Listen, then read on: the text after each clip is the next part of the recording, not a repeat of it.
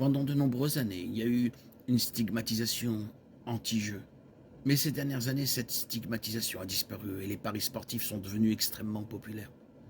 Avec la prolifération des sites et applications de jeux en ligne légaux, les gens peuvent parier sur presque tous les événements sportifs organisés n'importe où dans le monde.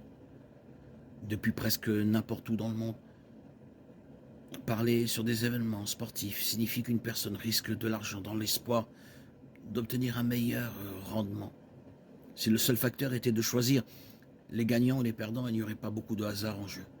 Le plus souvent, la meilleure équipe gagne et souvent, la meilleure équipe est évidente. Pour rendre les choses plus compétitives, les paris sont souvent placés sur l'ampleur de la marge de victoire. Cela introduit une dimension supplémentaire d'inconnu et rend le fait de gagner le pari plus difficile.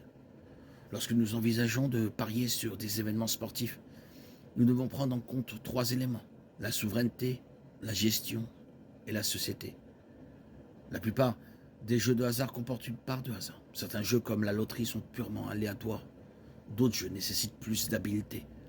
Les paris sportifs se situent quelque part entre les deux, car le joueur sérieux aura soigneusement analysé les deux équipes et aura plus qu'une idée éclairée de qui aura le plus de chances de gagner.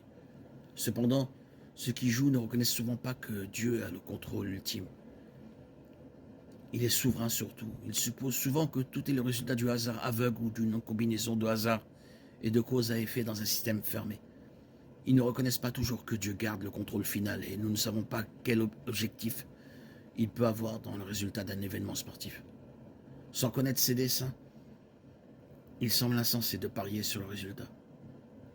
De même, celui qui espère gagner en jouant peut souvent manque de foi dans la capacité de Dieu à subvenir financièrement à ses projets.